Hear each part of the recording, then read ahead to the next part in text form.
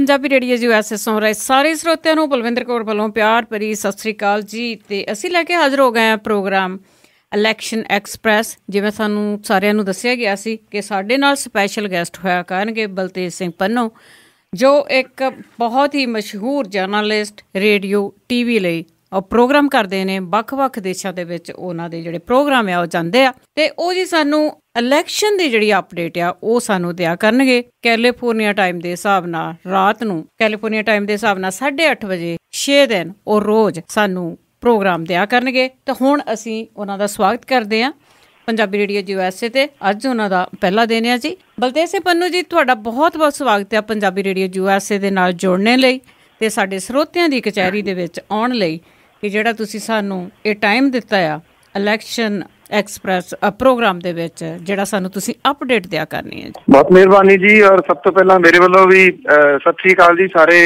ਸੁਣਨ ਵਾਲਿਆਂ ਨੂੰ। ਪਹਿਲੀ ਵਾਰੀ ਮੈਂ ਗੱਲਬਾਤ ਜਿਹੜੀ ਕਰ ਰਿਹਾ ਜੀ ਤੁਹਾਡੇ ਸਟੇਸ਼ਨ ਦੇ ਥਰੂ, ਪੰਜਾਬੀ ਰੇਡੀਓ ਦੇ ਥਰੂ।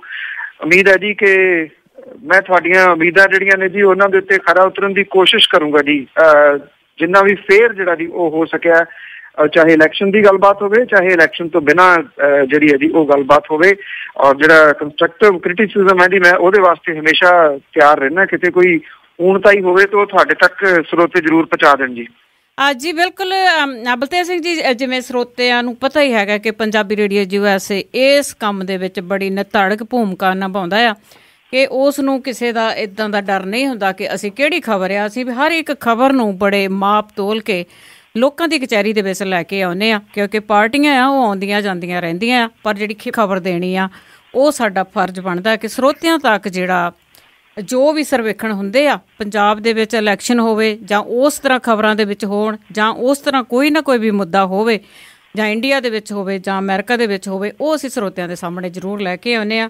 ਬੇਸ਼ੱਕ ਸਾਨੂੰ ਪਤਾ ਹੈਗਾ ਕਿ ਜਾਂ ਇੰਡੀਆ ਹੋਵੇ ਜਾਂ ਪੰਜਾਬ ਹੋਵੇ ਜਾਂ ਬਹੁਤ ਸਾਰਾ ਜਿਹੜਾ ਮੀਡੀਆ ਆ ਉਹ ਗੌਰਮੈਂਟ ਦੇ ਕੰਟਰੋਲ ਦੇ ਵਿੱਚ ਆ ਜਾਂ ਅਮੀਰ ਲੋਕਾਂ ਦੇ ਕੰਟਰੋਲ ਦੇ ਵਿੱਚ ਆ, ਅਤੇ ਉਹੀ ਜਿਹੜੇ ਰੰਗ ਆ ਉਹ ਬਾਹਰਲੇ ਕੰਟਰੀਆਂ ਦੇ ਵਿੱਚ ਵੀ ਚੜ੍ਹਦੇ ਜਾਂਦੇ ਆ। ਅਤੇ ਸਾਡੀ ਇਹੀ ਕੋਸ਼ਿਸ਼ ਹੁੰਦੀ ਆ ਕਿ ਅਸੀਂ ਇਹਨਾਂ ਚੀਜ਼ਾਂ ਤੋਂ ਪਰੇ ਰਹਿ ਕੇ ਲੋਕਾਂ ਤੱਕ ਜਿਹੜੀ ਅਸਲੀ ਖਬਰ ਆ ਉਹ ਜ਼ਰੂਰ ਪਹੁੰਚਾਈਏ। ਉਹਦੇ ਵਿੱਚ ਇਹ ਵੀ ਹੁੰਦਾ ਕਿ ਸਾਡਾ ਜ਼ਰੂਰੀ ਨਹੀਂ ਹੁੰਦਾ ਕਿ ਸ਼ਾਇਦ ਸਾਡੇ ਜਿਹੜੇ ਪਰਸਨਲ ਖਿਆਲ ਆ ਉਹ ਸਾਡੇ ਖਬਰਾਂ ਦੇਣ ਵਾਲਿਆਂ ਦੇ ਨਾਲ ਜਾਂ ਵਿਸ਼ਲੇਸ਼ਣ ਕਰਨ ਵਾਲਿਆਂ ਦੇ ਨਾਲ ਉਹ ਰਲਦੇ ਹੋਣ, ਪਰ ਉਹਨਾਂ ਨੂੰ ਇਹ ਪੂਰੀ ਖੁੱਲ੍ਹ ਹੁੰਦੀ ਆ ਕਿ ਜੋ ਕੁਛ ਵੀ ਹੁੰਦਾ ਆ, ਜੋ ਵੀ ਸਰਵੇਖਣ ਅਸਲੀ ਹੁੰਦੇ ਆ, ਉਹ ਲੋਕਾਂ ਤੱਕ ਜ਼ਰੂਰ ਪਹੁੰਚਾਏ ਜਾਣ। ਇਹੀ ਅਸੀਂ ਆਸ ਕਰਦੇ ਹਾਂ ਕਿ ਤੁਸੀਂ ਜਦੋਂ ਸਾਡੇ ਨਾਲ ਕੰਮ ਕਰਨਾ ਆ, ਬਿਲਕੁਲ ਜਿਹੜੀ ਉਹ ਖਬਰ ਆ ਉਹ ਨਿਰਪੱਖ ਜੋ ਵੀ ਹੋ ਰਿਹਾ ਆ ਉਹ ਸਾਡੇ ਸਰੋਤਿਆਂ ਤੱਕ ਪਹੁੰਚੇਗੀ। ਅਤੇ ਜੀ ਆਪਾਂ ਹੁਣ ਸ਼ੁਰੂ ਕਰਦੇ ਹਾਂ ਬਲਤੇਜ ਸਿੰਘ ਜੀ। ਆਪਾਂ ਜਿਵੇਂ ਇੰਡੀਆ ਦੇ ਵਿੱਚ ਹੁਣ ਕਾਫੀ ਗਰਮਜੋਸ਼ੀ ਆ ਇਲੈਕਸ਼ਨ ਦੀ ਆ, ਅਤੇ ਇੰਡੀਆ ਦੇ ਵਿੱਚ ਆਲ ਓਵਰ ਜਿਹੜਾ ਇਲੈਕਸ਼ਨ ਦਾ ਆ ਬਹੁਤ, ਜਿੱਦਾਂ ਕਹਿੰਦੇ ਵੀ ਜ਼ਿਆਦਾ ਗਰਮ ਹੋਇਆ ਕੰਮ ਆ, ਉਹਦਾ ਥੋੜ੍ਹਾ ਜਿਹਾ ਸਾਨੂੰ ਉਹਦੇ ਬਾਰੇ ਦੱਸੋ ਪੂਰੇ ਇੰਡੀਆ ਦਾ। ਇੰਡੀਆ ਦੇ ਵਿੱਚ ਇਸ ਵੇਲੇ ਜਿਹੜੀ ਬਿਲਕੁਲ ਤੁਹਾਡੀ ਗੱਲ ਠੀਕ ਹੈ ਜੀ, ਜਿਹੜਾ ਤਾਂ ਮੌਸਮ ਹੈ ਉਹਦੇ ਵਿੱਚ ਵੀ ਗਰਮੀ ਜਿਹੜੀ ਹੈ ਉਹ ਦਿਨ ਬ ਦਿਨ ਉੱਪਰ ਹੋਈ ਜਾ ਰਹੀ ਹੈ। 26, 27, 28 ਟੈਂਪਰੇਚਰ ਜਿਹੜਾ ਉਹ ਕ੍ਰੋਸ ਕਰਨਾ ਸ਼ੁਰੂ ਕਰ ਦੇਣਾ ਜੀ ਅੱਗੇ 1-2 ਦਿਨਾਂ ਦੇ ਵਿੱਚ। ਔਰ ਇਸੇ ਤਰੀਕੇ ਨਾਲ ਜਿਹੜੀ ਸਿਆਸਤ ਦੇ ਵਿੱਚ ਗਰਮੀ ਹੈ ਉਹ ਵੀ ਵਧਣੀ ਜਿਹੜੀ ਸ਼ੁਰੂ ਹੋ ਗਈ ਹੈ ਜੀ ਇੰਡੀਆ ਲੈਵਲ ਦੇ ਉੱਤੇ, ਕਿਉਂਕਿ 10 ਤਰੀਕ ਜਿਹੜੀ ਹੈ ਜੀ ਉਹ ਪਹਿਲੀ ਹੈ April ਦੀ, ਜਿਹਦੇ ਵਿੱਚ ਚੋਣਾਂ ਦਾ ਪਹਿਲਾ ਗੇੜ ਜਿਹੜਾ ਉਹ ਸ਼ੁਰੂ ਹੋਣਾ। ਜਿਹੜਾ ਪੰਜਾਬ ਦੀ ਆਪਾਂ ਗੱਲ ਬਾਅਦ 'ਚ ਕਰ ਲੈਂਦੇ ਹਾਂ, ਇਹ ਆਉਣਾ ਤਕਰੀਬਨ ਅਖੀਰਲੇ ਗੇੜਾਂ ਦੇ ਵਿੱਚ 30 ਤਰੀਕ ਤੱਕ। ਇਹਦੇ ਵਾਸਤੇ ਇੰਤਜ਼ਾਰ ਜਿਹੜੀ ਥੋੜ੍ਹੀ ਲੰਬੀ ਕਰਨੀ ਪੈਣੀ ਹੈ। ਪਰ ਜਿਹੜੇ ਇਸ ਵੇਲੇ ਇਹ ਕਹਿ ਲਓ ਕਿ ਟੌਪ ਗੇੜ ਦੇ ਵਿੱਚ ਜਿਹੜੀਆਂ ਪਾਰਟੀਆਂ ਨੇ ਉਹ ਪੈ ਗਈਆਂ ਨੇ, ਦੂਸ਼ਣਬਾਜ਼ੀ ਔਰ ਇੱਕ ਦੂਜੇ ਦੇ ਤੇ ਇਲਜ਼ਾਮਬਾਜ਼ੀ, ਇੱਕ ਦੂਜੇ ਨੂੰ ਥੱਲੇ ਠਿੱਬੀ ਲਾਉਣ ਵਾਲੇ, ਔਰ ਜਿਹੜੇ ਚਪੇਰ ਗੜੀਏ ਹੁੰਦੇ ਨੇ, ਕਦੀ ਇੱਧਰ ਚਲੇ ਗਏ ਕਦੀ ਇੱਧਰ ਚਲੇ ਗਏ, ਉਹਨਾਂ ਦੀ ਭੱਜ ਨੱਠ, ਉਹਨਾਂ ਦੀ ਜਿਹੜੀ ਸਰਗਰਮੀ ਆ ਉਹ ਪੂਰੀ ਇਸ ਵੇਲੇ ਸਿਖਰ ਦੇ ਉੱਤੇ ਹੈ। ਕਾਂਗਰਸ ਪਾਰਟੀ ਨੇ ਕਾਫੀ ਉਮੀਦਵਾਰੀਆਂ ਉਹ ਐਲਾਨ ਕਰਤੀਆਂ ਨੇ, BJP ਨੇ ਵੀ ਕਰਤੀਆਂ ਨੇ, ਕੁਛ ਰਹਿੰਦੀਆਂ ਨੇ ਉਹ ਕੰਟੀਨਿਊਸ ਕੀਤੀਆਂ ਜਾ ਰਹੀਆਂ ਨੇ। ਤੀਜਾ ਮੋਰਚਾ ਜਿਹੜਾ ਜੀ ਉਹ ਹੱਥ ਪੈਰ ਇਸ ਵੇਲੇ ਮਾਰ ਰਿਹਾ ਹੈ। ਤੇ ਉਸ ਤੋਂ ਇਲਾਵਾ ਇਸ ਵੇਲੇ ਜਿਹੜਾ ਬਹੁਤ ਚਰਚਿਤ ਹੈ ਆਮ ਆਦਮੀ ਪਾਰਟੀ ਜਿਹੜੀ ਅਰਵਿੰਦ ਕੇਜਰੀਵਾਲ ਵਾਲੀ, ਉਹਦਾ ਚਰਚਾ ਵੀ ਹੱਠੀ ਭੱਟੀ ਦੇ ਉੱਤੇ ਜਿਹੜਾ ਜੀ ਉਹ ਤੁਰਨ ਲੱਗਿਆ ਹੈ। ਨਾ ਸਿਰਫ ਦਿੱਲੀ ਦੇ ਵਿੱਚ ਬਲਕਿ ਬਾਕੀ ਸੂਬਿਆਂ ਦੇ ਵਿੱਚ ਜਿੱਥੇ ਜਿੱਥੇ ਅਰਵਿੰਦ ਕੇਜਰੀਵਾਲ ਜਾ ਰਿਹਾ ਹੈ, ਭੀੜਾਂ ਤਾਂ ਉਹਦੇ ਦੁਆਲੇ ਬਹੁਤ ਜੁੜ ਰਹੀਆਂ ਨੇ, ਜਿਹੜੀਆਂ ਕਿ ਬਾਕੀ ਸਿਆਸੀ ਪਾਰਟੀਆਂ ਜਿਹੜੀਆਂ ਨੇ ਉਹਨਾਂ ਨੂੰ ਕਈ ਕੁਝ ਸੋਚਣ ਦੇ ਵਾਸਤੇ ਮਜਬੂਰ ਕਰ ਰਹੀਆਂ ਨੇ। ਮੈਂ ਇੱਕ ਰਿਪੋਰਟ ਪੜ੍ਹ ਰਿਹਾ ਸੀ ਜਿਹਦੇ ਵਿੱਚ ਇਹ ਕਿਹਾ ਗਿਆ ਕਿ ਕਾਂਗਰਸ ਪਾਰਟੀ ਦੇ ਵੱਲੋਂ ਜਾਰੀ ਕੀਤਾ ਜਾਣ ਵਾਲਾ ਚੋਣ ਮੈਨੀਫੈਸਟੋ ਜਿਹੜਾ 21 ਤਰੀਕ ਨੂੰ ਉਹਨਾਂ ਨੇ ਜਾਰੀ ਕਰਨਾ ਹੈ, ਉਹ ਬਹੁਤਾ ਕੁਝ ਉਹਦੇ ਵਿੱਚ ਉਹੀ ਹੈ ਜੋ ਕੁਝ ਆਮ ਆਦਮੀ ਪਾਰਟੀ ਵਾਲੇ ਕਹਿੰਦੇ ਆ ਜੀ। ਜੀ ਬਿਲਕੁਲ, ਕਹਿੰਦੇ ਜਿਹੜੇ ਨਕਲ ਮਾਰਨ ਲਈ ਆਪਾਂ ਜਿਹੜੇ ਬਹੁਤ ਸਾਰੇ ਜਿਹੜੇ ਮਸ਼ਹੂਰ ਹੈਗੇ ਆ ਕਿ ਆਪਾਂ ਨਕਲ ਆ ਬਹੁਤ ਛੇਤੀ ਮਾਰ ਲਈਦੀ ਆ। ਇਹ ਤਾਂ ਪੂਰੇ ਤੁਸੀਂ ਇੰਡੀਆ ਦਾ ਦੱਸ ਦਿੱਤਾ ਕਿ ਕਿਵੇਂ ਜਿਹੜੇ ਦਲ ਬਦਲੂ ਆ ਜਾਂ ਜਿਹੜੇ ਛੜੱਪੇ ਲਾ ਰਹੇ ਆ, ਕੋਈ ਇੱਧਰ ਜਾ ਰਿਹਾ ਕੋਈ ਉੱਧਰ ਜਾ ਰਿਹਾ। ਤੇ ਆਪਾਂ ਆਉਂਦੇ ਆ ਜੀ ਆਪਣੇ ਪੰਜਾਬ ਤੇ ਪੰਜਾਬ ਦੇ ਵਿੱਚ ਕੀ ਹਾਲਾਤ ਬਣੇ ਹੋਏ ਆ? ਪੰਜਾਬ ਦੇ ਵਿੱਚ ਜਿਹੋ ਜੀ ਲੱਗਦਾ ਸੀ ਕਿ ਇਲੈਕਸ਼ਨ ਦੇ ਵਿੱਚ ਬਣ ਸਕਦਾ, ਉਹਦੀ ਸ਼ੁਰੂਆਤ ਲੁਧਿਆਣੇ ਤੋਂ ਹੋ ਗਈ ਹੈ, ਜਿੱਥੇ ਬੈਂਸ ਤੇ ਇਆਲੀ ਭਰਾ ਜਿਹੜੇ ਨੇ ਉਹ ਆਪਸ ਦੇ ਵਿੱਚ ਭਿੜੇ ਨੇ। ਬਦਕਿਸਮਤੀ ਵਾਲੀ ਗੱਲ ਹੈ ਕਿ ਇਸ ਤਰ੍ਹਾਂ ਦੀ ਸ਼ੁਰੂਆਤ ਜਿਹੜੀ ਹੋਣੀ, ਜਿਹੜੀ ਕਿ ਇਸ ਪਾਸੇ ਵੱਲ ਸ਼ਾਇਦ ਇਸ਼ਾਰਾ ਕਰਦੀ ਹੈ ਕਿ ਆਉਣ ਵਾਲੀਆਂ ਜਿਹੜੀਆਂ ਲੋਕ ਸਭਾ ਚੋਣਾਂ ਨੇ ਉਹਦੇ ਵਿੱਚ ਸਮਰਥਕ ਜਿਹੜੇ ਨੇ ਭਿੜਨਗੇ, ਆਪਣੇ ਸਿਰ ਜਿਹੜੇ ਨੇ ਉਹ ਪੜਵਾਉਣਗੇ। ਇਸ ਤਰ੍ਹਾਂ ਨਾ ਹੋਵੇ ਤਾਂ ਚੰਗਾ, ਪਰ ਏਦਾਂ ਹੋਣਾ ਨਹੀਂ ਹੈ। ਜਿਹੋ ਜਿਹੇ ਹਾਲਾਤ ਜਿਹੜੇ ਉਹ ਬਣਦੇ ਜਾ ਰਹੇ ਨੇ, ਬੜੇ ਤਿੱਖਾ ਜਿਹੜਾ ਦੀ ਉਹ ਸਮਾਂ ਇਸ ਵੇਲੇ ਚੱਲ ਰਿਹਾ।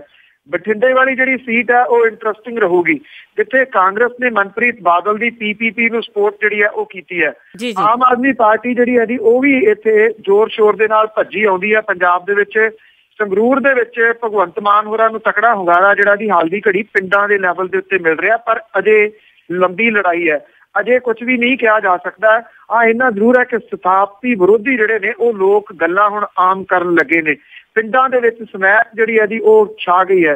ਪਿੰਡਾਂ ਦੇ ਵਿੱਚ ਟੈਂਪੂ ਭਰ ਕੇ ਜਿਹੜੇ ਸ਼ਰਾਬ ਦੇ ਨੇ ਉਹ ਆਉਣੇ ਸ਼ੁਰੂ ਹੋ ਗਏ ਨੇ, ਤਾਂ ਕਿ ਲੋਕਾਂ ਨੂੰ ਨਸ਼ਿਆਂ ਦੇ ਨਾਲ ਜਿਹੜਾ ਉਹ ਖਰੀਦਿਆ ਜਾ ਸਕੇ। ਪਿੰਡਾਂ ਦੇ ਵਿੱਚ ਜਦੋਂ ਤੁਸੀਂ ਜਾਂਦੇ ਹੋ, ਸ਼ਾਇਦ ਹੀ ਕੋਈ ਘਰ ਹੋਵੇ ਜਿਹੜਾ ਸਮੈਕ ਤੋਂ ਬਚਿਆ ਹੋਵੇ, ਜਾਂ ਜਿੱਥੇ ਸਮੈਕ ਦੇ ਨਾਲ ਡੈਥ ਨਾ ਹੋਈ ਹੋਵੇ। ਜਾਂ ਤੀਜਾ ਸਭ ਤੋਂ ਗੰਭੀਰ ਹੈ ਉਹ ਹੈ ਕੈਂਸਰ। ਇਹ ਆਮ ਲੋਕਾਂ ਦੇ ਨਾਲ ਜੁੜੀਆਂ ਹੋਈਆਂ ਗੱਲਾਂ ਨੇ। ਵੇਖਣਾ ਇਹ ਹੋਊਗਾ ਕਿ ਪਾਰਟੀਆਂ ਜਿਹੜੀਆਂ ਸਿਆਸੀ ਪਾਰਟੀਆਂ ਨੇ ਉਹ ਇਹਨਾਂ ਨੂੰ ਚੋਣ ਮੁੱਦਾ ਬਣਾਉਂਦੀਆਂ ਨੇ ਜਾਂ ਨਹੀਂ। ਸੰਗਰੂਰ ਵਾਲੀ ਸੀਟ ਦੇ ਉੱਤੇ ਕਾਂਗਰਸ ਦੇ ਵਿੱਚ ਬਗਾਵਤ ਜਿਹੜੀ ਹੈ ਉਹ ਨਜ਼ਰ ਆ ਰਹੀ ਹੈ, ਜਿੱਥੋਂ ਧੀਮਾਨ ਸਾਹਿਬ ਨੇ ਕਾਂਗਰਸੀ ਦੇ ਖਿਲਾਫ ਪਰਚਾ ਜਿਹੜਾ ਦੀ ਉਹ ਭਰ ਦਿੱਤਾ ਹੈ। ਪਟਿਆਲੇ ਦੇ ਵਿੱਚ ਪ੍ਰਨੀਤ ਕੌਰ ਦੇ ਵਾਸਤੇ ਹਾਲਾਤ ਜਿਹੜੇ ਬਹੁਤੇ ਇਸ ਵਾਲੀ ਸਾਜ਼ਗਾਰ ਨਹੀਂ ਜਾਪਦੇ, ਕਿਉਂਕਿ ਜਦੋਂ ਦੇ ਉਹ ਮੰਤਰੀ ਬਣੇ ਨੇ ਲੋਕਾਂ ਦੇ ਨਾਲ ਉਹ ਟੁੱਟੇ ਰਹੇ ਨੇ। ਕਾਂਗਰਸੀਆਂ ਦੇ ਅੰਦਰ ਖਾਤੇ ਹੀ ਘੁਸਰ ਮੁਸਰ ਤਕੜੀ ਹੋਣੀ ਸ਼ੁਰੂ ਹੋ ਗਈ ਹੈ ਪ੍ਰਨੀਤ ਕੌਰ ਦੇ ਖਿਲਾਫ। ਦੋ ਕੁ ਤਾਂ MLA ਜਿਹੜੇ ਨੇ ਉਹ ਸਿੱਧੇ ਜਿਹੜੇ ਨੇ ਉਹ ਖਿਲਾਫ ਦੇ ਵਿੱਚ ਆ ਕੇ ਉਹਨਾਂ ਦੇ ਖੜੋ ਗਏ ਨੇ। ਪ੍ਰੇਮ ਸਿੰਘ ਸੰਧੂ ਮਾਜਰਾ ਹੋਰਾਂ ਨੂੰ ਅਕਾਲੀਆਂ ਦੀ ਜਿਹੜੀ ਨਾਰਾਜ਼ਗੀ ਹੈ ਉਹ ਸਹਿਣੀ ਪੈ ਰਹੀ ਹੈ ਅਨੰਦਪੁਰ ਸਾਹਿਬ ਵਾਲੀ ਸੀਟ ਤੋਂ। ਇਸੇ ਤਰੀਕੇ ਦੇ ਨਾਲ ਅੰਮ੍ਰਿਤਸਰ ਦੇ ਵਿੱਚ ਜਿਵੇਂ ਅਰੁਣ ਜੇਤਲੀ ਹੋਰਾਂ ਨੂੰ ਉਤਾਰਿਆ ਗਿਆ ਭਾਰਤੀ ਜਨਤਾ ਪਾਰਟੀ ਦੇ ਵੱਲੋਂ, ਜਿਹੜਾ ਸਿੱਖ ਭਾਈਚਾਰਾ ਹੈ ਉਹਦੇ ਵਿੱਚ ਗਲਤ ਮੈਸੇਜ ਜਿਹੜਾ ਜੀ ਉਹ ਜਾ ਰਿਹਾ ਹੈ ਕਿ ਜੇ ਇੱਕ ਪੱਗ ਵਾਲਾ ਬੰਦਾ ਸਿੱਖਾਂ ਦਾ ਜਿਹੜਾ ਸਭ ਤੋਂ ਵੱਡਾ ਧਾਰਮਿਕ ਸ਼ਹਿਰ ਹੈ ਉਹਨੂੰ ਹੀ ਰਿਪਰੈਜ਼ੈਂਟ ਨਹੀਂ ਕਰਨ ਦਿੱਤਾ ਗਿਆ ਭਾਰਤੀ ਜਨਤਾ ਪਾਰਟੀ ਦੇ ਵੱਲੋਂ, ਤੇ ਫਿਰ ਉਹਦੀ ਸੋਚ ਜਿਹੜੀ ਆ ਉਹ ਕਿਹੋ ਜਿਹੀ ਹੋ ਸਕਦੀ ਹੈ। ਪਰ ਦੂਜੇ ਪਾਸੇ ਵਿਕਰਮ ਸਿੰਘ ਮਜੀਠੀ ਜਿਹੜੇ ਨੇ ਉਹ ਥਾਪੀਆਂ ਮਾਰ ਰਹੇ ਨੇ। ਦੇਖਿਆ ਸਿੱਧੂ ਨੂੰ ਜਿਤਾਇਆ ਸੀ ਤੇ ਕਢਾ ਵੀ ਦਿੱਤਾ, ਹੁਣ ਜੇਤਲੀ ਨੂੰ ਵੀ ਜਿਤਾ ਲਾਂਗੇ। ਜਿਵੇਂ ਸਾਰੀਆਂ ਉਹਨਾਂ ਨੇ ਜਿਹੜੀਆਂ ਉਹ ਪਾ ਲੈਣੀਆਂ। ਹੁਣ ਬਾਕੀ ਜਿਹੜੀਆਂ ਸੀਟਾਂ ਨੇ ਜਿਉਂ-ਜਿਉਂ ਦੇ ਬਾਕੀ ਉਮੀਦਵਾਰ ਆ ਲੈਣ ਦਿਓ, ਆਪਾਂ ਦੇ ਡੇਲੀ ਬੇਸਿਸ ਤੇ ਜਿਹੜਾ ਐਨਾਲਿਸਿਸ ਹੈ ਜੀ ਉਹ ਮੈਂ ਤੁਹਾਨੂੰ ਕੱਲੀ ਸੀਟ ਦਾ ਦੱਸਦਾ ਰਹੂੰਗਾ ਕਿ ਕਿਹੜੀ ਜਗ੍ਹਾ ਦੇ ਉੱਤੇ ਕਿਹੜੀ ਕੁੰਡੀ ਦੇ ਸਿੰਘ ਫਸੇ ਨੇ ਜਾਂ ਕਿਹੜੀ ਮੀਣੀ ਨਿਕਲੀ ਹੈ। ਬਿਲਕੁਲ ਜੀ, ਬਿਲਕੁਲ ਜੀ। ਅਗਲੀ ਗੱਲਬਾਤ ਵਧੀਏ ਤੇ ਅਗਲੇ ਆਪਣੇ ਜਿਹੜੇ ਕੇਜਰੀਵਾਲ ਤੇ ਮੋਦੀ ਦੀ ਗੱਲ ਤੋਂ ਪਹਿਲਾਂ ਆਪਾਂ ਇੱਕ ਗੱਲ ਕਰ ਲਈਏ ਕਿ ਜਿਹੜੀਆਂ ਕਈ ਵਾਰੀ ਅਸੀਂ ਸੁਣਦੇ ਹਾਂ ਜਾਂ YouTube ਦੇਖਦੇ ਹਾਂ ਜਾਂ ਉਹਨਾਂ ਦੇ ਟੋਟਕੇ ਸੁਣਦੇ ਹਾਂ, ਕੀ ਅੱਜ ਕੱਲ੍ਹ ਜਿਹੜੀਆਂ ਇਹ ਵੋਟਾਂ ਇਹ ਟੋਟਕਿਆਂ ਦੇ ਸਿਰ ਤੇ ਚੱਲਣਗੀਆਂ ਜਾਂ ਮੁੱਦਿਆਂ ਦੇ ਸਿਰ ਤੇ ਚੱਲ ਰਹੀਆਂ? ਬੜਾ ਅਹਿਮ ਸਵਾਲ ਹੈ ਜੀ ਤੁਹਾਡਾ, ਕਿਉਂਕਿ ਮੁੱਦਿਆਂ ਦੇ ਉੱਤੇ ਆਧਾਰਿਤ ਜਿਹੜੀਆਂ ਚੋਣਾਂ ਨੇ ਉਹ ਹਾਲ ਦੀ ਘੜੀ ਤੱਕ ਕਿਤੇ ਨਹੀਂ ਦਿਸ ਰਹੀਆਂ। ਅੱਧੇ ਚੈਨਲ ਤਾਂ ਢਾਟ ਪਾਉਂਦੇ ਨੇ ਮੋਦੀ ਭਜਾਓ ਮੋਦੀ ਭਜਾਓ, ਅੱਧੇ ਚੈਨਲ ਉਹੀ ਚੀਕੀ ਜਾਂਦੇ ਨੇ ਕਿ ਰਾਹੁਲ ਭਜਾਓ ਰਾਹੁਲ ਭਜਾਓ। ਬਹੁਤੇ ਜਿਹੜੇ ਚੈਨਲ ਨੇ ਉਹ ਅਰਵਿੰਦ ਕੇਜਰੀਵਾਲ ਦੇ ਮਗਰ ਏਦਾਂ ਪਏ ਹੋਏ ਨੇ ਜਿਵੇਂ ਲਸ਼ਕਰੇ ਤੋਇਬਾ ਨੇ ਉਹਨੂੰ ਮਨੁੱਖੀ ਬੰਬ ਬਣਾ ਕੇ ਭਾਰਤ ਦੇ ਵਿੱਚ ਭੇਜ ਦਿੱਤਾ ਹੋਵੇ ਤੇ ਉਹਦਾ ਇਹ ਨਹੀਂ ਪਤਾ ਕਿ ਉਹਨੇ ਕਿੱਥੇ ਫਟ ਜਾਣਾ। ਸਾਰੇ ਚੈਨਲ ਉਹਨੂੰ ਵਿਲਨ ਬਣਾਉਣ ਦੇ ਉੱਤੇ ਤੁਲੇ ਹੋਏ ਨੇ, ਇਹ ਗੱਲ ਭੁੱਲ ਕੇ ਕਿ ਭਾਰਤ ਦੇ ਵਿੱਚ ਬੇਰੁਜ਼ਗਾਰੀ ਜਿਹੜੀ ਹੈ ਉਹ ਲਗਾਤਾਰ ਵਧੀ ਹੈ, ਭਾਰਤ ਦੇ ਵਿੱਚ ਗਰੀਬੀ ਜਿਹੜੀ ਹੈ ਜੀ ਉਹ ਲਗਾਤਾਰ ਵਧੀ ਹੈ, ਭਾਰਤ ਦੇ ਵਿੱਚ ਮਹਿੰਗਾਈ ਜਿਹੜੀ ਹੈ ਜੀ ਉਹਨੇ ਆਮ ਬੰਦੇ ਦਾ ਕਚੂਮਰ ਕੱਢ ਕੇ ਰੱਖ ਦਿੱਤਾ। ਚੈਨਲਾਂ ਦੇ ਕੋਲੇ ਕਾਰਪੋਰੇਟ ਜਿਹੜਾ ਯੁੱਗ ਕੰਪਨੀਆਂ ਨੇ ਜੀ ਉਹਨਾਂ ਦਾ ਜਿਹੜਾ ਪੈਸਾ ਹੈ ਉਹ ਇਸ ਵੇਲੇ ਸਿਰ ਚੜ ਕੇ ਬੋਲ ਰਿਹਾ, ਜਿਹਦੇ ਕਰਕੇ ਆਮ ਲੋਕਾਂ ਦੇ ਮੁੱਦੇ ਜਿਹੜੇ ਨੇ ਅਜੇ ਸਾਹਮਣੇ ਨਹੀਂ ਆਏ।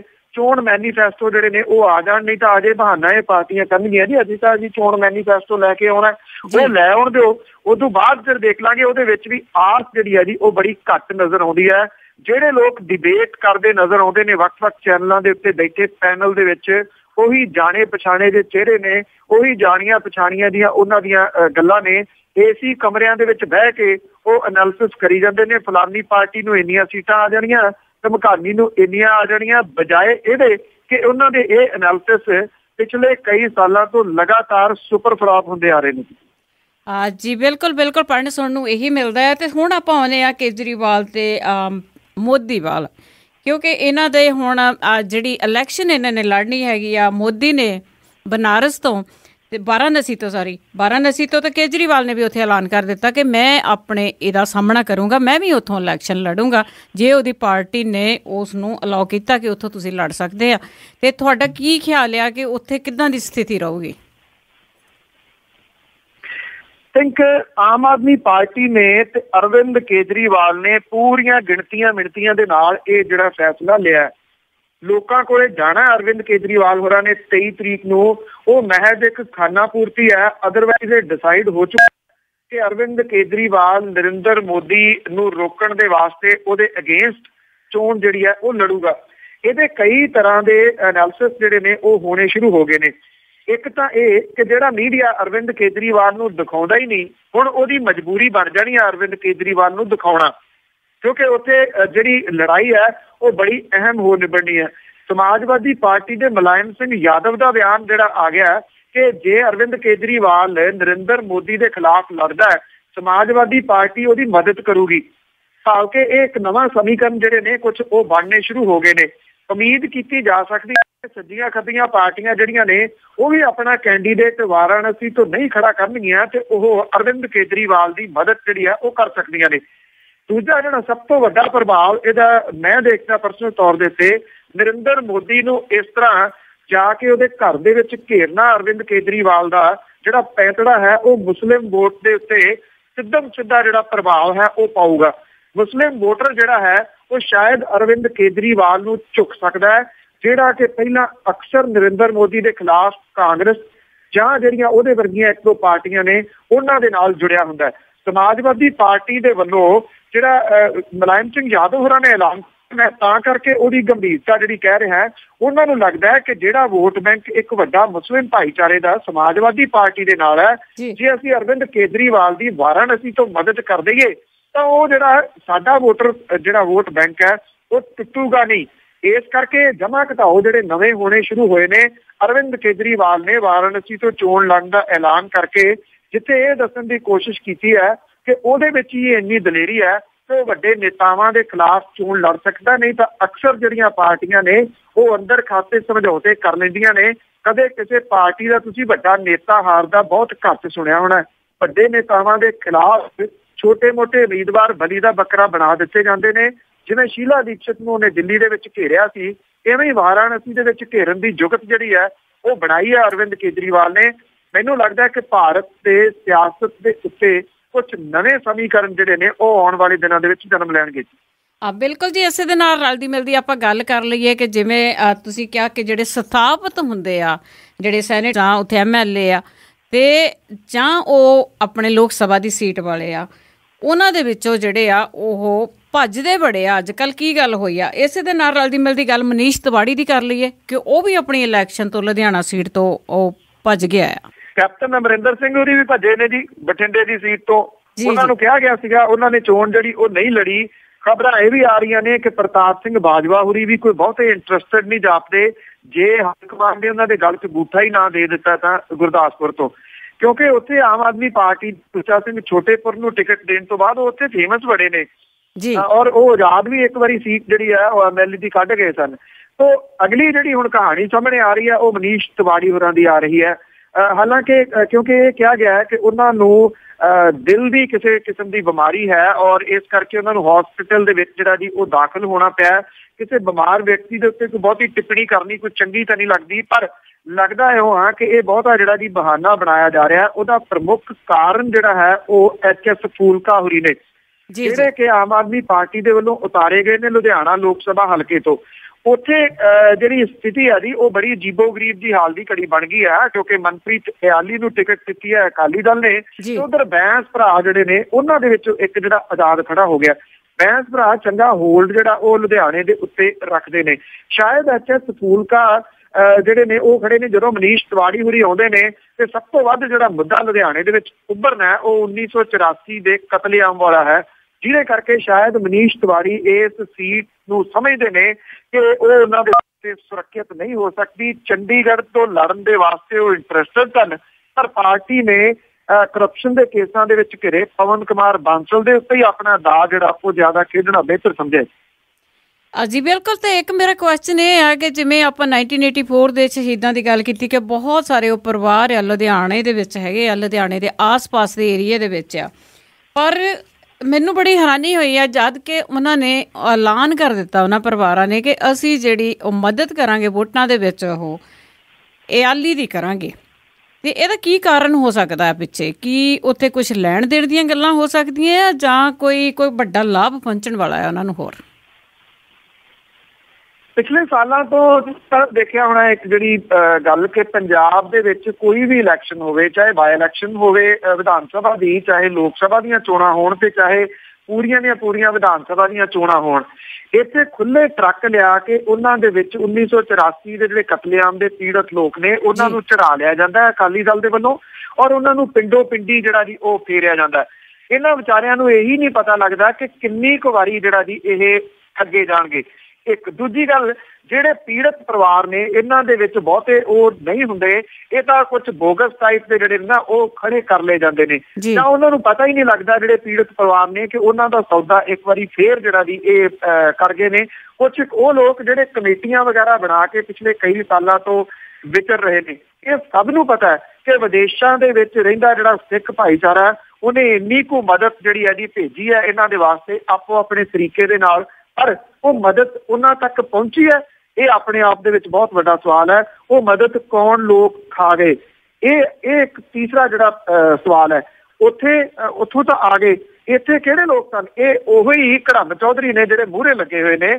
ਇੱਥੇ ਪੈਸਾ ਵੀ ਖਾ ਗਏ, ਉਹਨਾਂ ਤੱਕ ਪਹੁੰਚਣ ਵੀ ਕੱਖ ਨਹੀਂ ਦਿੱਤਾ, ਤੇ ਉਹਨਾਂ ਦੇ ਸੌਦੇ ਜਿਹੜੇ ਨੇ ਹਮੇਸ਼ਾ ਸਿਆਸੀ ਪਾਰਟੀਆਂ ਦੇ ਨਾਲ ਕਰਦੇ ਰਹੇ ਨੇ। ਜਿਹੜੇ ਲੋਕਾਂ ਨੇ ਪ੍ਰੈਸ ਕਾਨਫਰੰਸ ਕਰਕੇ ਇਹ ਗੱਲ ਕਹੀ ਹੈ ਕਿ ਉਹ ਅਕਾਲੀ ਦਲ ਦੇ ਹੱਕ ਦੇ ਵਿੱਚ ਭੁਗਤਣਗੇ, ਉਹ 5-4 ਪ੍ਰੈਸ ਕਾਨਫਰੰਸ ਕਰਨ ਵਾਲੇ ਹੋ ਸਕਦੇ ਨੇ, ਨਹੀਂ ਤਾਂ ਅਦਰਵਾਈਜ਼ ਇਹ ਗੱਲ ਤਾਂ ਨੰਗੀ ਚਿੱਟੀ ਦੁਪਹਿਰ ਵਰਗੀ ਹੈ ਕਿ HS ਫੂਲਕਾ ਹੋਰਾਂ ਦੇ ਉੱਤੇ ਕੁਐਸਚਨ ਨਹੀਂ ਖੜਾ ਕੀਤਾ ਜਾ ਸਕਦਾ। ਜਿੰਨੇ ਕੇਸ ਉਹਨਾਂ ਨੇ ਜਿਹੜੇ ਪਿਛਲੇ ਸਾਲਾਂ ਤੋਂ ਲੜੇ ਨੇ, ਨਿਰੰਤਰ ਉਹ ਇਸ ਮੁੱਦੇ ਦੇ ਉੱਤੇ ਜਿਹੜਾ ਲੜਦੇ ਰਹੇ ਨੇ। ਜੀ ਬਿਲਕੁਲ ਸਹੀ ਹੈ। ਤੇ ਅਗਲਾ ਜਿਹੜਾ ਆਪਾਂ ਗੱਲ ਕਰੀਏ ਵਿੱਕੀ ਲੀਕਸ ਦੀ, ਵਿੱਕੀ ਲੀਕਸ ਨੇ ਸਪਸ਼ਟ ਕੀਤਾ ਹੈ ਕਿ ਉਹਨਾਂ ਨੇ ਮੋਦੀ ਬਾਰੇ ਕੋਈ ਵੀ ਜਿਹੜੀ ਖਬਰ ਆ ਉਹਦਾ ਕਿਸੇ ਦਾ ਵੀ ਖੁਲਾਸਾ ਨਹੀਂ ਕੀਤਾ। ਤੇ ਕੀ ਇਹਦੇ ਬਾਰੇ ਕੀ ਕਹਿਣਾ ਚਾਹੋਗੇ ਤੁਸੀਂ? ਇਹ ਨਾ ਜੀ ਕਿਉਂਕਿ ਇਸ ਵੇਲੇ ਜਿਹੜਾ ਸੋਸ਼ਲ ਨੈਟਵਰਕ ਸਾਈਟਸ ਨੇ ਉਹਨਾਂ ਦੇ ਉੱਤੇ ਬੜਾ ਵੱਡਾ ਖਲਾਰਾ ਜਿਹੜਾ ਜੀ ਉਹ ਪੈ ਰਿਹਾ, ਔਰ ਬਹੁਤ ਵੱਡਾ ਰੋਲ ਜਿਹੜਾ ਸੋਸ਼ਲ ਨੈਟਵਰਕ ਸਾਈਟਸ ਇਸ ਵੇਲੇ ਨਿਭਾ ਰਹੀਆਂ ਨੇ ਭਾਰਤ ਦੇ ਵਿੱਚ ਵੀ। ਸ਼ਾਇਦ ਲੋਕ ਸਭਾ ਚੋਣਾਂ ਦੇ ਦੌਰਾਨ ਇਹਨਾਂ ਦਾ ਰੋਲ ਵੀ ਬੜਾ ਨੇੜੇ ਤੋਂ ਵੇਖਣ ਵਾਲਾ ਜਿਹੜਾ ਹੋਊਗਾ, ਕਿਉਂਕਿ ਹਰ ਬੰਦੇ ਨੂੰ ਆਪਣੇ ਵਿਚਾਰ ਜਿਹੜੇ ਉਹ ਕਹਿਣ ਦੀ ਫੁੱਲ ਆਜ਼ਾਦੀ ਆ, ਔਰ ਹਰ ਬੰਦਾ ਜਿਹੜਾ ਆਪਣੇ ਵਿਚਾਰ ਕਹਿ ਰਿਹਾ। ਪਰ ਨਾਲ ਦੀ ਨਾਲ ਜਿਹੜੀਆਂ ਸਿਆਸੀ ਪਾਰਟੀਆਂ ਨੇ ਨਾ ਜੀ, ਉਹ ਉਹਨਾਂ ਨੇ ਵੀ ਗਰੁੱਪ ਵਗੈਰਾ ਬਣਾ ਕੇ ਤਕੜੇ ਲੈਵਲ ਦੇ ਉੱਤੇ ਇੱਕ ਲੜਾਈ ਜਿਹੜੀ ਹੈ ਸੋਸ਼ਲ ਨੈਟਵਰਕ ਸਾਈਟ ਤੇ ਲੜ ਰਹੀਆਂ ਨੇ। ਨਰਿੰਦਰ ਮੋਦੀ ਦੇ ਖਿਲਾਫ ਇੱਕ ਵਿੱਕੀ ਲੀਕਸ ਦਾ ਜਿਹੜਾ ਖੁਲਾਸਾ ਉਹ ਕੀਤਾ ਜਾ ਰਿਹਾ ਸ਼ੇਅਰ, ਕਿ ਵਿੱਕੀ ਲੀਕਸ ਨੇ ਇਹ ਗੱਲ ਕਹੀ ਹੈ ਕਿ ਅਮਰੀਕਾ ਜਿਹੜਾ ਹੈ ਉਹ ਨਰਿੰਦਰ ਮੋਦੀ ਤੋਂ ਡਰਦਾ, ਜਿਹਦੇ ਕਰਕੇ ਨਰਿੰਦਰ ਮੋਦੀ ਨੂੰ ਹਰਾਉਣ ਦੇ ਵਾਸਤੇ ਅਮਰੀਕਾ ਜਿਹੜਾ ਨਾ ਜੀ ਉਹ ਜ਼ੋਰ ਲਾ ਰਿਹਾ ਹੈ। ਇਸ ਦੇ ਵਿੱਚ ਇਹ ਕਿਹਾ ਗਿਆ ਕਿ ਵਿੱਕੀ ਲੀਕਸ ਨੇ ਇਹ ਖੁਲਾਸਾ ਕੀਤਾ ਕਿ ਨਰਿੰਦਰ ਮੋਦੀ ਇਮਾਨਦਾਰ ਹੈ, ਇਸ ਕਰਕੇ ਉਹਦੇ ਤੋਂ ਅਮਰੀਕਾ ਜਿਹੜਾ ਜੀ ਉਹ ਡਰ ਰਿਹਾ। ਇਮਾਨਦਾਰ ਕਿੰਨਾ ਕੁ ਹੈ? ਇੱਕ ਪਾਸੇ ਤਾਂ ਕਹੀ ਜਾਂਦਾ ਹੈ ਮੈਂ ਚਾਹ ਵਾਲਾ ਤੇ ਪਿੱਛੇ 2-2 ਹੈਲੀਕਾਪਟਰ ਖੜੇ ਹੁੰਦੇ ਨੇ ਉਹਦੇ, ਲੋਕਾਂ ਨੂੰ ਬੇਵਕੂਫ ਤਾਂ ਉਹ ਬਣਾ ਰਿਹਾ। ਔਰ ਵਿੱਕੀ ਲੀਕਸ ਦਾ ਹੁਣ ਜਿਹੜਾ ਨਾਮ ਲੈ ਕੇ ਉਹਦੇ ਜਿਹੜੇ ਨਾਲ ਵਾਲੇ ਨੇ ਉਹ ਇਹ ਖੁਲਾਸੇ ਕਰ ਰਹੇ ਨੇ। ਵਿੱਕੀ ਲੀਕਸ ਨੇ ਇਹਦੇ ਉੱਤੇ ਆਪਣਾ ਜਿਹੜਾ ਪ੍ਰਤੀਕਰਮ ਦਿੱਤਾ ਹੈ ਕਿ ਵਿੱਕੀ ਲੀਕਸ ਨੇ ਕਦੇ ਵੀ ਇਹੋ ਜਿਹਾ ਕੋਈ ਖੁਲਾਸਾ ਨਹੀਂ ਕੀਤਾ ਜਿਹਦੇ ਵਿੱਚ ਨਰਿੰਦਰ ਮੋਦੀ ਦੇ ਬਾਰੇ ਇਹ ਕਿਹਾ ਹੋਵੇ ਕਿ ਅਮਰੀਕਾ ਜਿਹੜਾ ਉਹ ਤੋਂ ਡਰਦਾ ਹੈ, ਇਸ ਕਰਕੇ ਉਹਨੂੰ ਹਰਾਉਣ ਦੇ ਵਾਸਤੇ ਉਹ ਤਿਲ ਜਿਹੜਾ ਲਾ ਰਿਹਾ। ਵਿੱਕੀ ਲੀਕਸ ਨੇ ਨਾਲ ਦੀ ਨਾਲ ਇਹ ਵੀ ਗੱਲ ਕਹੀ ਹੈ ਕਿ ਕਰਪਸ਼ਨ ਵਾਲੇ ਮਾਮਲੇ ਦੇ ਉੱਤੇ ਔਰ ਦੂਜੇ ਗੁਜਰਾਤ ਦੰਗਿਆਂ ਵਾਲੇ ਮਾਮਲੇ ਦੇ ਉੱਤੇ ਉਹਨੇ ਕਦੀ ਵੀ ਨਰਿੰਦਰ ਮੋਦੀ ਨੂੰ ਕੋਈ ਕਲੀਨ ਚਿੱਟ ਨਹੀਂ ਦਿੱਤੀ। ਜੀ ਬਿਲਕੁਲ। ਤੇ ਅਗਲਾ ਮੇਰਾ ਕੁਐਸਚਨ ਹੈ ਜਿਹੜਾ ਅੱਜ ਹੁਣ ਆਪਾਂ ਅਕਾਲ ਤਖਤ ਦੇ ਜਥੇਦਾਰ ਗੁਰਬਚਨ ਸਿੰਘ ਜੀ ਨੇ ਇਹ ਇੱਕ ਸਿੱਖਾਂ ਨੂੰ ਇੱਕ ਅਪੀਲ ਕੀਤੀ ਆ ਕਿ ਜਿਹੜਾ ਪਹਿਲਾਂ ਨਾਅਰਾ ਸੀ, ਇੱਕ ਸਲੋਗਨ ਸੀਗਾ ਹਮ ਦੋ ਹਮਾਰੇ ਦੋ, ਉਸ ਤੋਂ ਉੱਪਰ ਉੱਠਣ ਦੀ ਗੱਲ ਕੀਤੀ ਆ ਕਿ ਹਰ ਸਿੱਖ ਦੇ ਜਿਹੜੇ ਆ ਘੱਟੋ ਘੱਟ 4 ਬੱਚੇ ਹੋਣੇ ਚਾਹੀਦੇ ਆ। ਇਹ ਇਹਨਾਂ ਨੇ ਕੀ ਸੋਚਿਆ ਹੋਊਗਾ ਜਾਂ ਕੀ ਸੋਚ ਕੇ ਇਹ ਗੱਲ ਕੀਤੀ ਆ? ਕੀ ਇਹਨਾਂ ਨੂੰ ਕੋਈ ਕਮੀ ਲੱਗੀ ਆ ਸਿੱਖਾਂ ਦੇ ਵਿੱਚ ਜਾਂ ਸਿੱਖਾਂ ਦੀ ਗਿਣਤੀ ਘਟੀ ਆ? ਕੀ ਗੱਲ ਹੋਈ ਆ? ਜੇ ਸੋਚ ਕੇ ਗੱਲ ਕਰਨ ਲੱਗ ਜਾਣ ਤਾਂ ਫਿਰ ਜਥੇਦਾਰ ਕਾਹਦੇ ਨੇ ਜੀ? ਇਹਨਾਂ ਨੇ ਤਾਂ ਹਮੇਸ਼ਾ ਬਿਨਾਂ ਸੋਚੇ ਤੋਂ ਹੀ ਜਿਹੜਾ ਬੋਲਣਾ ਹੁੰਦਾ ਹੈ, ਕਿਉਂਕਿ ਅਹਿਮ ਮਸਲੇ ਜਿਹੜੇ ਨੇ ਉਹਨਾਂ ਨੂੰ ਭੁੱਲ ਕੇ ਜਾਂ ਤਾਂ ਫਿਲਮਾਂ ਦੇ ਨਾਮਾਂ ਦੇ ਉੱਤੇ ਕੰਟਰੋਵਰਸੀ ਜਿਹੜੀ ਉਹ ਕ੍ਰੀਏਟ ਕਰਨੀ ਹੁੰਦੀ ਹੈ, ਕਿਸੇ ਟੀਵੀ ਸੀਰੀਅਲ ਦੇ ਉੱਤੇ ਜਿਹੜੀ ਕੰਟਰੋਵਰਸੀ ਹੈ ਉਹ ਕ੍ਰੀਏਟ ਕਰਨੀ ਹੁੰਦੀ ਹੈ, ਜਾਂ ਫਿਰ ਆਪਸ 'ਚ ਪੱਗਾਂ ਜਿਹੜੀਆਂ ਉਹ ਲਾਉਣੀਆਂ ਹੁੰਦੀਆਂ ਨੇ। ਇਹ ਨਵਾਂ ਜਿਹੜਾ ਸ਼ੋਸ਼ਾ ਹੈ ਇਹ ਅਨੰਦਪੁਰ ਸਾਹਿਬ ਦੇ ਹੋਲੇ ਮਹੱਲੇ ਦੇ ਉੱਤੇ ਪਹੁੰਚੇ ਹੋਏ ਸ਼੍ਰੀ ਅਕਾਲ ਤਖ਼ਤ ਸਾਹਿਬ ਦੇ ਜਥੇਦਾਰ ਗਿਆਨੀ ਗੁਰਬਚਨ ਸਿੰਘ ਹੋਰਾਂ ਨੇ ਛੱਡਿਆ। ਉਹਨਾਂ ਨੇ ਇਹ ਗੱਲ ਕਹੀ ਹੈ ਕਿ ਸਿੱਖਾਂ ਦੀ ਜਿਹੜੀ ਗਿਣਤੀ ਆ ਉਹ ਲਗਾਤਾਰ ਘਟਦੀ ਜਾ ਰਹੀ ਹੈ। ਉਹਨਾਂ ਕਿਹਾ ਕਿ ਗੁਰੂ ਨਾਨਕ ਸਾਹਿਬ ਤੋਂ ਬਾਅਦ ਜਿਹੜੀ ਸੀਗੀ ਇਹ ਸਿੱਖ ਬਹੁਤ ਵੱਡੀ ਗਿਣਤੀ ਦੇ ਵਿੱਚ ਆਏ, ਪਰ ਪਿਛਲੇ ਸਾਲਾਂ ਤੋਂ ਹਮ ਦੋ ਹਮਾਰੇ ਦੋ ਵਾਲੇ ਨਾਅਰੇ ਦੇ ਤਹਿਤ ਸਿੱਖ ਜਿਹੜੇ ਨੇ ਉਹ ਰਗੜੇ ਗਏ ਔਰ ਉਹਨਾਂ ਦੀ ਗਿਣਤੀ ਜਿਹੜੀ ਆ ਲਗਾਤਾਰ ਘਟ ਰਹੀ ਹੈ। ਉਹਨਾਂ ਨੇ ਇਹ ਗੱਲ ਕਹੀ ਕਿ ਜਿਹੜੇ ਸਿੱਖ ਨੇ ਉਹ 4 ਬੱਚੇ ਹੁਣ ਪੈਦਾ ਕਰਨ। ਸਵਾਲ ਇਹ ਹੈ ਕਿ ਮਹਿੰਗਾਈ ਦੇ ਇਸ ਯੁੱਗ ਦੇ ਵਿੱਚ ਜਿੱਥੇ ਕਿ ਪੜ੍ਹਾਈ ਇੰਨੀ ਮਹਿੰਗੀ ਹੋ ਗਈ, ਇੱਕ ਬੱਚਾ ਜਿਹੜਾ ਉਹ ਪੜ੍ਹਾਉਣਾ ਔਖਾ ਹੈ, ਉਹਦਾ ਵਰਦੀਆਂ ਤੇ ਉਹਦਾ ਖਾਣਾ ਪੀਣਾ ਜਿਹੜਾ ਔਖਾ ਹੈ ਲੈਣਾ, 4 ਬੱਚਿਆਂ ਦੇ ਵਾਸਤੇ ਕਿੱਥੋਂ ਪੈਸੇ ਜਿਹੜੇ ਨੇ ਉਹ ਮਾਪਿਆਂ ਦੇ ਕੋਲੇ ਆਉਣਗੇ? ਅਕਾਲ ਤਖ਼ਤ ਸਾਹਿਬ ਦੇ ਜਥੇਦਾਰ ਨੇ ਇਹਦਾ ਕੋਈ ਜਵਾਬ ਜਿਹੜਾ ਹੈ ਉਹ ਨਹੀਂ ਦਿੱਤਾ ਕਿ ਕਿਹੜੇ ਤਰੀਕੇ ਦੇ ਨਾਲ ਬੱਚੇ ਜਿਹੜੇ ਉਹ ਪਾਲੇ ਜਾਣਗੇ। ਇਹ ਯੁੱਗ ਜਿਹੜਾ ਕਿ 21ਵੀਂ ਸਦੀ ਦੇ ਵਿੱਚ ਇਸ ਵੇਲੇ ਵਿਚਰ ਰਿਹਾ ਹੈ, ਲੋਕ ਚੰਦ ਦੀਆਂ ਗੱਲਾਂ ਕਰ ਰਹੇ ਨੇ। ਜਥੇਦਾਰ ਸਾਹਿਬ ਅਜੀਬੋ ਗਰੀਬ ਕਿਸਮ ਦੇ ਬਿਆਨ ਜਿਹੜੇ ਉਹ ਛੱਡ ਰਹੇ ਨੇ ਕਿ ਹਰ ਸਿੱਖ ਜਿਹੜੇ ਨੇ ਉਹ 4 ਬੱਚੇ ਪੈਦਾ ਕਰਨ। ਜਾਂ ਤਾਂ ਅਕਾਲ ਤਖ਼ਤ ਸਾਹਿਬ ਸ਼੍ਰੋਮਣੀ ਗੁਰਦੁਆਰਾ ਪ੍ਰਬੰਧਕ ਕਮੇਟੀ ਇਸ ਗੱਲ ਦੀ ਜ਼ਿੰਮੇਵਾਰੀ ਲਵੇ ਕਿ 2 ਬੱਚੇ ਸਿੱਖਾਂ ਦੇ ਭਾਈ ਮਾਂ ਪਿਓ ਪੜ੍ਹਾ ਲੈਣ ਤੇ 2 ਬੱਚੇ ਜਿਹੜੇ ਆ ਉਹ ਸ਼੍ਰੋਮਣੀ ਗੁਰਦੁਆਰਾ ਪ੍ਰਬੰਧਕ ਕਮੇਟੀ ਹਾਇਰ ਐਜੂਕੇਸ਼ਨ ਤੱਕ ਉਹਨਾਂ ਨੂੰ ਮੁਫਤ ਵਿੱਦਿਆ ਜਿਹੜੀ ਆ ਉਹ ਦਊਗੀ, ਸਣੇ ਕੱਪੜਿਆਂ ਦੇ ਤੇ ਸਣੇ ਬਾਕੀ ਖਰਚੇ ਦੇ। ਫੇਰ ਤਾਂ ਗੱਲ ਬਣਦੀ ਸੀਗੀ। ਇਹ ਤਾਂ ਜਿਹੜੇ ਸਿੱਖ ਭਾਈਚਾਰਾ ਹੈ ਅਮੀਰ ਹੈ, ਸਾਰਾ ਤਾਂ ਅਮੀਰ ਨਹੀਂ ਹੈ, ਬਹੁਤਾ ਤਾਂ ਮਾਤੜ ਹੈ ਨਾ ਜੀ, ਜਿਹੜਾ ਰੋਜ਼ ਕਮਾਉਂਦਾ ਰੋਜ਼ ਖਾਂਦਾ, ਪੰਜਾਬ ਦੇ ਵਿੱਚ ਹੋਵੇ ਉਹ ਚਾਹੇ ਭਾਰਤ ਦੇ ਵੱਖ-ਵੱਖ ਸੂਬਿਆਂ ਦੇ ਵਿੱਚ ਹੋਵੇ, ਜੇ ਵਿਦੇਸ਼ਾਂ ਦੀ ਗੱਲ ਮੈਂ ਨਾ ਵੀ ਕਰਾਂ ਤਾਂ ਉਹਦੇ ਵਾਸਤੇ ਇੱਕ ਨਵਾਂ ਬੋਝ ਜਿਹੜਾ ਉਹ ਲੱਦਣ ਦੇ ਵਾਸਤੇ ਜਥੇਦਾਰ ਸਾਹਿਬ ਨੇ ਇਹ ਬਿਆਨ ਜਿਹੜਾ ਦਿੱਤਾ ਹੈ। ਤੁਸੀਂ ਦੇਖਣਾ ਉਹ ਬਹੁਤ ਜਲਦੀ ਪਲਟ ਜਾਣਗੇ ਤੇ ਇਹ ਵੀ ਕਹਿਣਗੇ ਕਿ ਮੀਡੀਆ ਨੇ ਮੇਰਾ ਬਿਆਨ ਤੋੜ ਮਰੋੜ ਕੇ ਪੇਸ਼ ਕੀਤਾ। ਜੀ ਬਿਲਕੁਲ ਬਿਲਕੁਲ, ਕਿਉਂਕਿ ਇੱਦਾਂ ਹੁੰਦਾ ਹੀ ਆਇਆ ਆ ਤੇ ਇੱਕ ਬਹਾਨਾ ਹੁੰਦਾ। ਤੇ ਆਪਾਂ ਜਿਹੜਾ ਆਖਰੀ ਸਵਾਲ ਹੈਗਾ ਆ ਉਹ ਮੈਂ ਕਰਾਂਗੀ ਕਿ ਬਹੁਤ ਸਾਰੀਆਂ ਜਿਹੜੀਆਂ ਬਗਾਵਤਾਂ ਦੇਖਣ ਨੂੰ ਮਿਲਦੀਆਂ, ਬਹੁਤ ਸਾਰੇ ਪੁਤਲੇ ਇੱਕ ਦੂਜੇ ਦੇ ਸਾੜੇ ਜਾਂਦੇ ਆ, ਇਹ ਕਿੱਥੇ ਕਿੱਥੇ ਜਿਹੜਾ ਪੂਰੇ ਭਾਰਤ ਵਿੱਚ ਹੋ ਰਿਹਾ ਜਾਂ ਇਕੱਲੇ ਪੰਜਾਬ ਦੇ ਵਿੱਚ ਹੀ ਆ ਜਿਹੜੀਆਂ ਬਗਾਵਤਾਂ ਹੋ ਰਹੀਆਂ ਆ? ਇਹ ਤਾਂ ਤਕਰੀਬਨ ਸਾਰੇ ਜਗ੍ਹਾ ਹੀ ਹੈ ਜੀ। ਪੰਜਾਬ ਦੇ ਵਿੱਚ ਕਿਉਂਕਿ ਮੁਸ਼ਕਿਲ ਇਹ ਹੈ ਜੀ ਕਿ ਜਿਹੜੀਆਂ ਅਖਬਾਰਾਂ ਨੇ ਇੱਥੇ ਉਹ ਸਹੀ ਖਬਰ ਪੇਸ਼ ਨਹੀਂ ਕਰਦੀਆਂ, ਉਹਨਾਂ ਦੀ ਟੇਕ ਟਿਕੀ ਹੋਈ ਹੈ ਜੀ ਸਰਕਾਰੀ ਇਸ਼ਤਿਹਾਰਾਂ ਦੇ ਉੱਤੇ। ਹੁਣ ਤਾਂ ਸ਼ਰੇਆਮ ਜਿਹੜਾ ਕਹਿ ਦਿੱਤਾ ਜਾਂਦਾ ਹੈ ਕਿ ਆਹ ਖਬਰ ਤੁਹਾਡੇ ਅਖਬਾਰ 'ਚ ਲੱਗੀ ਹੈ, ਇਸ ਕਰਕੇ ਤੁਹਾਡੀ ਆਹ ਜਿਹੜੀ ਐਡ ਆ ਸਰਕਾਰੀ ਉਹ ਕੱਟੀ ਜਾ ਰਹੀ ਹੈ। ਜਿਹੜੀ ਕੇਬਲ ਹੈ ਇੱਥੇ ਉਹਦੇ ਉੱਤੇ ਸੱਤਾਧਾਰੀ ਧਿਰ ਦਾ ਕਬਜ਼ਾ ਹੈ। ਜਦੋਂ ਕਿਸੇ ਚੈਨਲ ਦੇ ਉੱਤੇ ਪੰਜਾਬ ਸੰਬੰਧੀ ਕੋਈ ਖਬਰ ਆਉਣੀ ਹੁੰਦੀ ਹੈ, ਕਿਉਂਕਿ ਪੂਰੀ ਕੇਬਲ ਦਾ ਕੰਟਰੋਲ ਰੂਮ ਹੈਗਾ ਲੁਧਿਆਣੇ ਦੇ ਵਿੱਚ, ਉੱਥੋਂ ਉਹ ਚੈਨਲ ਬਲੈਕ ਆਊਟ ਜਿਹੜਾ ਕਰ ਦਿੱਤਾ ਜਾਂਦਾ ਜੀ, ਉੱਥੋਂ ਉਹਦਾ ਘੋੜਾ ਚੁੱਕ ਦਿੱਤਾ ਜਾਂਦਾ। ਮੁੜ ਕੇ ਉਨੀ ਦੇਰ ਤੱਕ ਉਹ ਚੈਨਲ ਨਹੀਂ ਦਿੰਦਾ ਜਿੰਨੀ ਦੇਰ ਤੱਕ ਇਹ ਪੂਰੀ ਦੀ ਪੂਰੀ ਰਿਪੋਰਟਿੰਗ ਜਿਹੜੀ ਹੈ ਲੰਘ ਜਾਂਦੀ ਹੈ। ਨਹੀਂ ਤਾਂ ਅਦਰਵਾਈਜ਼ ਪੰਜਾਬ ਦੇ ਵਿੱਚ 45 ਲੱਖ ਬੇਰੁਜ਼ਗਾਰ ਜਿਹੜਾ ਫਿਰਦਾ ਜੀ। 17 ਜਥੇਬੰਦੀਆਂ ਨੇ ਬੇਰੁਜ਼ਗਾਰਾਂ ਦੀਆਂ ਜਿਹੜੀਆਂ ਬਠਿੰਡਾ ਨੂੰ ਨਿਰੰਤਰ ਘੇਰ ਰਹੀਆਂ ਨੇ। ਟੈਂਕੀਆਂ ਦੇ ਉੱਤੇ ਮੁੰਡੇ ਕੁੜੀਆਂ ਜਿਹੜੇ ਨੇ ਉਹ ਵਿਚਾਰੇ ਚੜੇ ਹੋਏ ਨੇ, ਰੋਜ਼ ਡਾਂਗਾਂ ਜਿਹੜੀਆਂ ਉਹ ਖਾ ਰਹੇ ਨੇ। ਕਿਤੇ ਜਦੋਂ ਬੱਸਾਂ ਜਾਂ ਫਿਰ ਬਾਕੀ ਟ੍ਰੈਫਿਕ ਦੇ ਨਾਲ ਰਿਲੇਟਡ ਕੋਈ ਡੈਥ ਹੋ ਜਾਂਦੀ ਹੈ, ਪੁਲਿਸ ਉਨੀ ਦੇਰ ਤੱਕ ਪਰਚਾ ਦਰਜ ਨਹੀਂ ਕਰਦੀ ਜਿੰਨੀ ਦੇਰ ਤੱਕ ਉਹ ਲੋਕ ਜਿਹੜੇ ਨੇ ਹਾਈਵੇ ਨੂੰ ਨਹੀਂ ਘੇਰ ਲੈਂਦੇ। ਤੁਹਾਨੂੰ ਇਹ ਪਤਾ ਨਹੀਂ ਹੈ ਕਿ ਕਿਹੜੇ ਪਾਸੇ ਨੂੰ ਤੁਸੀਂ ਨਿਕਲਣਾ ਤੇ ਕਿਹੜੀ ਸੜਕ ਜਿਹੜੀ ਹੈ ਕਿੱਥੋਂ ਤੁਹਾਨੂੰ ਘਿਰੀ ਹੋਈ ਮਿਲਣੀ ਹੈ। ਪਰ ਇਹ ਖਬਰਾਂ ਜਿਹੜੀਆਂ ਨੇ ਅੰਦਰੋਂ ਅੰਦਰੀ ਦੱਬੀਆਂ ਰਹਿੰਦੀਆਂ ਨੇ। ਮੈਂ ਕੱਲ ਵੀ ਇੱਥੇ ਸੰਗਰੂਰ ਵਾਲੀ ਸੀਟ ਦੇ ਉੱਤੇ ਕਾਫੀ ਸਾਰੇ ਪਿੰਡਾਂ ਦੇ ਵਿੱਚ ਜਿਹੜਾ ਦੀ ਉਹ ਜਾ ਕੇ ਆਇਆ। ਵੱਖ-ਵੱਖ ਜਿਹੜੀਆਂ ਪਾਰਟੀਆਂ ਛੋਟੀਆਂ-ਛੋਟੀਆਂ ਨੁੱਕੜ ਮੀਟਿੰਗ ਕਰਦੀਆਂ ਨੇ, ਲੋਕਾਂ ਦੇ ਵਿੱਚ ਰੋਹ ਜਿਹੜਾ ਉਹਨਾਂ ਦੇ ਚਿਹਰਿਆਂ ਤੋਂ ਪੜ੍ਹਿਆ ਜਾ ਸਕਦਾ ਹੈ। ਪਰ ਇਹ ਸਾਰਾ ਕੁਝ ਵੋਟਿੰਗ ਮਸ਼ੀਨਾਂ ਤੱਕ ਪਹੁੰਚੂਗਾ, ਉਹਦੇ ਨੰਬਰਾਂ ਤੱਕ ਪਹੁੰਚੂਗਾ, ਉਹਦੇ ਸਵਿਚ ਤੱਕ ਪਹੁੰਚੂਗਾ। ਇਹਦੇ ਵਾਸਤੇ ਅਜੇ ਮੇਰਾ ਖਿਆਲ ਇੰਤਜ਼ਾਰ ਕਰਨਾ ਪਊਗਾ। ਹਾਂਜੀ, ਬਹੁਤ ਬਹੁਤ ਧੰਨਵਾਦ ਬਲਤੇਜ ਪੰਨੂ ਜੀ, ਜਿਹੜੀ ਤੁਸੀਂ ਸਾਨੂੰ ਅਪਡੇਟ ਦਿੱਤੀ ਹੈ ਕਿ ਪੰਜਾਬ ਦੇ ਵਿੱਚ ਜਾਂ ਇੰਡੀਆ ਦੇ ਵਿੱਚ ਜਿਹੜੀਆਂ ਚੋਣ ਸਰਗਰਮੀਆਂ ਆ ਜਾਂ ਇਸ ਵੇਲੇ ਜਿਹੜਾ ਮੈਦਾਨ ਭਖਿਆ ਹੋਇਆ ਆ ਜਾਂ ਉਸ ਤਰ੍ਹਾਂ ਬਿਆਨਬਾਜ਼ੀ ਹੁੰਦੀ ਆ, ਉਹਦੇ ਬਾਰੇ ਤੁਸੀਂ ਸਾਨੂੰ ਦੱਸਿਆ। ਅਸੀਂ ਬਹੁਤ ਬਹੁਤ ਧੰਨਵਾਦੀ ਜੀ ਤੁਹਾਡੇ। ਬਹੁਤ ਮਿਹਰਬਾਨੀ ਜੀ। ਔਰ ਦੁਬਾਰਾ ਖਾਸ ਰੋਜ਼ ਤੁਹਾਡੇ ਨਾਲ ਰਹੂਗੀ ਜੀ। ਧੰਨਵਾਦ। ਜ਼ਰੂਰ ਜੀ, ਥੈਂਕ ਯੂ ਜੀ, ਥੈਂਕ ਯੂ। ਸਤਿ ਸ਼੍ਰੀ ਅਕਾਲ ਜੀ। ਤੇ ਜੀ ਸਰੋਤਿਓ, ਇਹ ਸਨ ਬਲਤੇਜ ਪੰਨੂ, ਜਿਹੜੇ ਤੁਸੀਂ ਵੱਖ-ਵੱਖ ਰੇਡੀਓ ਤੋਂ ਜਾਂ ਵੱਖ-ਵੱਖ TV ਤੋਂ ਇਹਨਾਂ ਨੂੰ ਸੁਣਦੇ ਆ, ਕਿਉਂਕਿ ਇਹ ਇੱਕ ਜਰਨਲਿਸਟ ਆ ਅਤੇ ਇਹ ਖਬਰਾਂ ਦਿੰਦੇ ਆ ਜਾਂ ਅਨੈਲਿਸਿਸ ਕਰਦੇ ਆ। ਅਤੇ ਪੰਜਾਬੀ ਰੇਡੀਓ USA 'ਤੇ ਵੀ ਰਾਤ ਨੂੰ 8:30 ਵਜੇ 6 ਦਿਨ ਸਾਡੇ ਨਾਲ ਜਿਹੜੀ ਚੋਣ ਦੇ ਅਨੈਲਿਸਿਸ ਆ ਉਹ ਕਰਿਆ ਕਰਨਗੇ। ਤਾਂ ਇਹੀ ਪ੍ਰੋਗਰਾਮ ਰਿਪੀਟ ਆ ਜਿਹੜਾ ਦੂਸਰੇ ਦਿਨ ਆ ਉਹ ਅਸੀਂ 2:30 ਵਜੇ ਦੁਪਹਿਰ ਨੂੰ ਲਾਇਆ ਕਰਾਂਗੇ। ਅਤੇ ਤੁਸੀਂ ਸੁਣਦੇ ਰਹਿਣਾ ਜੀ ਪੰਜਾਬੀ ਰੇਡੀਓ USA।